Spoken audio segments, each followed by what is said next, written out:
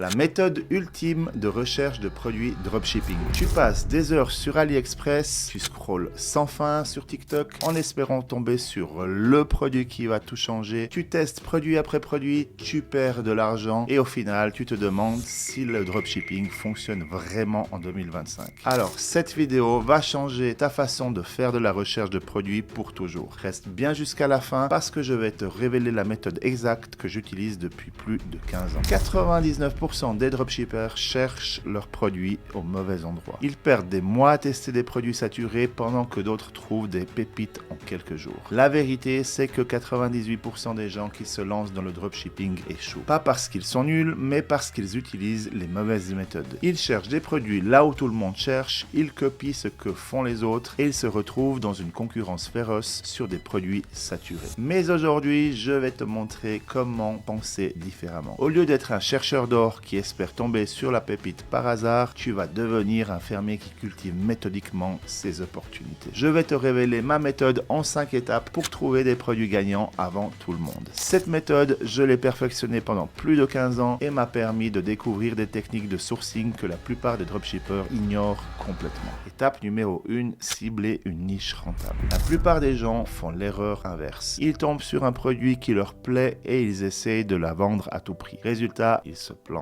Voici comment je procède concrètement. Je regarde d'abord les grandes tendances de consommation. Quels sont les problèmes récurrents des gens? Qu'est-ce qui les préoccupe au quotidien? Je vais sur des forums comme Reddit, des groupes Facebook spécialisés et je note tous les problèmes qui reviennent sans cesse. Par exemple, l'année dernière, j'ai identifié que beaucoup de gens galèrent avec l'organisation de leur espace de travail à domicile. Boum! Niche identifiée. Les accessoires de bureau télétravailleurs. Étape numéro 2, trouver des produits qui résolvent un problème ou créent un désir. L'erreur que font 90% des gens, c'est de choisir des produits cool, mais qui ne résolvent aucun problème. Un gadget marrant, ça peut faire quelques ventes, mais ça ne construit pas un business durable. Moi, je me pose toujours cette question. Est-ce que ce produit résout un problème que je ressens personnellement? Est-ce que je serais prêt à payer ce prix pour résoudre ce problème? Si la réponse est non, je passe au suivant. Mais voici le truc que personne ne fait. Je regarde aussi les commentaires négatifs des produits concurrents. C'est une mine d'or. Les gens te disent exactement ce qu'il ne va pas et toi, tu peux trouver un produit qui corrige ses défauts. Troisième étape, et c'est là que ça devient intéressant, on valide qu'il y a vraiment de la demande, mais pas trop de concurrence. Beaucoup de gens se fient à leur instinct ou aux tendances TikTok. Grave erreur. Les tendances TikTok, c'est souvent du feu de paille. Moi, j'utilise des outils comme Google Trends, Ubersuggest et même Amazon. Je regarde si les gens cherchent vraiment ce type de produit, depuis combien de temps et si la tendance est stable ou en croissance. Sur Amazon, je regarde combien il y a de vendeurs sur des mots-clés similaires et leur volume de vente. Mais le vrai secret, c'est d'analyser les publicités Facebook de mes concurrents potentiels. Si je vois qu'il y a 2-3 boutiques qui font de la pub sur ce type de produit depuis plusieurs mois, c'est bon signe. S'il y en a 50, c'est que le marché est saturé.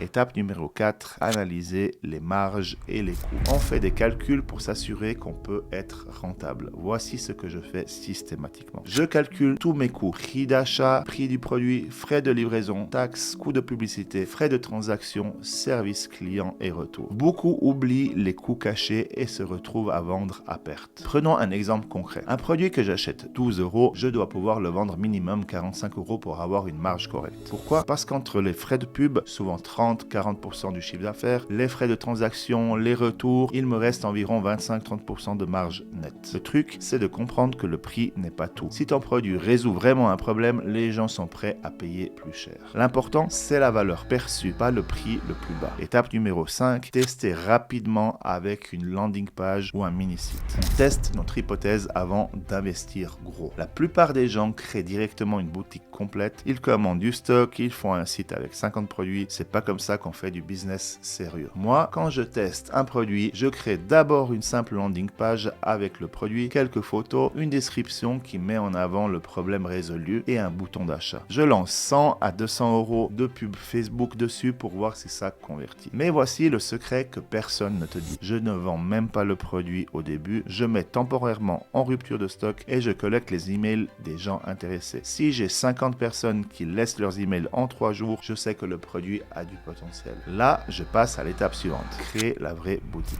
Maintenant, soyons honnêtes, cette méthode demande du travail. Tu vas pas devenir millionnaire en 30 jours en suivant un tuto YouTube. Ça va va te prendre du temps, de l'énergie et oui, tu vas peut-être perdre de l'argent au début. Mais si tu restes constant et que tu apprends de tes erreurs, tu peux créer un business rentable. C'est du travail, mais ça marche. Voilà, tu as maintenant ma méthode complète pour trouver des produits gagnants en dropshipping. C'est la même que j'utilise depuis des années dans mes différents business. Si tu veux aller plus loin, j'ai créé une formation gratuite où je rentre encore plus dans les détails. Tu trouveras le lien dans la description. Et si cette vidéo t'a apporté de la valeur, n'oublie pas de t'abonner car je sors du contenu comme ça chaque semaine pour t'aider à réussir dans le e-commerce. À très vite, ciao.